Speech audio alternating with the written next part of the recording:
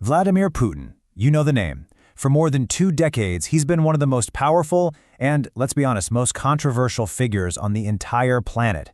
But the real question is, how did he get here? Yeah, that's really the heart of it all, isn't it? How does a guy who was basically a mid-level spy become this isolated sovereign, directing the biggest war in Europe since World War II? Today, we're going to trace that exact path, from his shadowy KGB days all the way to the absolute power he holds right now. So to really get a grip on the man himself, we've got to start by looking at the country he has completely reshaped. Let's jump right into our late 2025 snapshot, Putin's Russia, a nation on a war footing. Okay, so take a look at these numbers. At first glance, you might think the Russian economy is surprisingly resilient, right? I mean, Western sanctions were supposed to bring it to its knees. But what happened was a pivot to what some call military Keynesianism.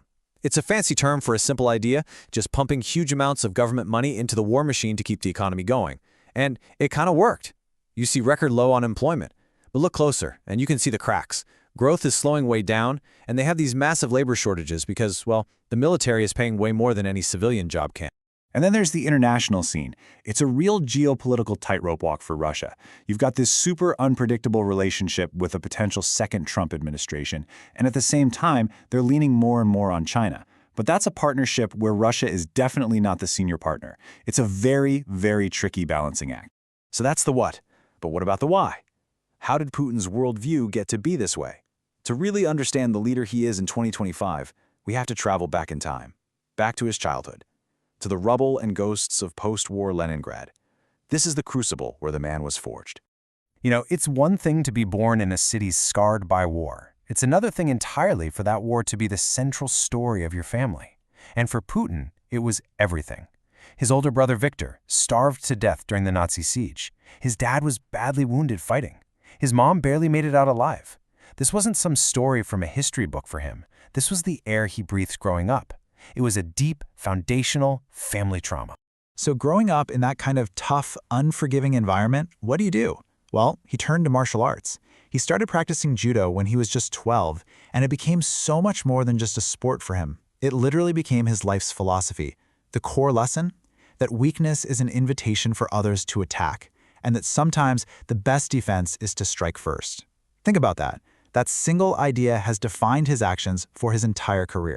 With a worldview like that, where do you go? For him, the answer was obvious, the KGB. And this is where his quiet, almost invisible climb to power really begins. Okay, this next moment is absolutely critical. It's what some call the Dresden trauma. Picture it. It's 1989, the Berlin Wall is crumbling, and Putin is a KGB officer in East Germany. Angry crowds are literally storming his building. He gets on the phone, desperate, calling for army backup. And the answer he gets back from headquarters? Moscow is silent. Just silence. For Putin, this was the ultimate nightmare. The powerful, centralized state he had dedicated his life to had just vanished. It was a lesson burned into his mind forever.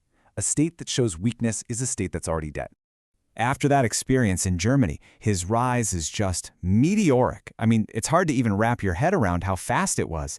In just 3 years, think about that, 36 months, he goes from being a nobody bureaucrat in Moscow to the acting president of Russia. He was the perfect gray man, efficient, loyal, and totally unknown.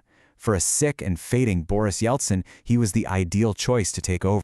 And so, he becomes president. And his mission right from day one was crystal clear. He had to rebuild that strong vertical of power that he watched collapse in Dresden. To do it, he offered the Russian people a very simple, very powerful deal. Part 1 of that deal was simple: prosperity. And boy did he deliver. Thanks to a combination of his economic reforms and, let's be real, skyrocketing oil prices, the Russian economy just took off. We're talking 94% GDP growth. That's a staggering number. It pulled millions of people out of the poverty of the 90s and created a whole new middle class. This was the foundation of his immense popularity. But here's the other side of that coin. That prosperity came with a very clear, unspoken price.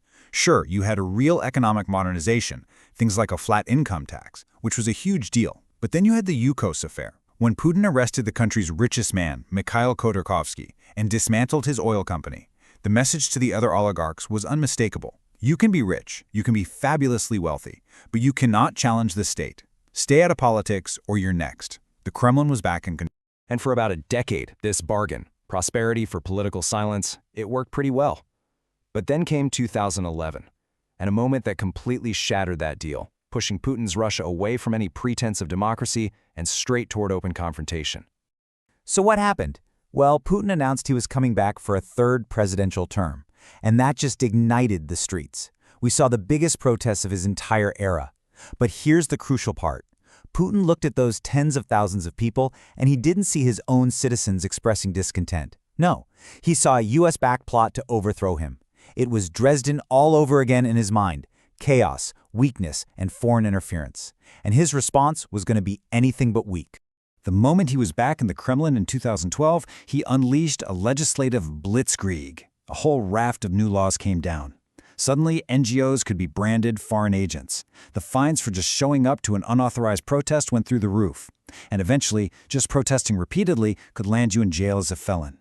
Piece by piece, these laws were designed to completely dismantle any independent civil society and choke off any possible avenue for opposition. And what was happening at home was perfectly mirrored by what was happening abroad.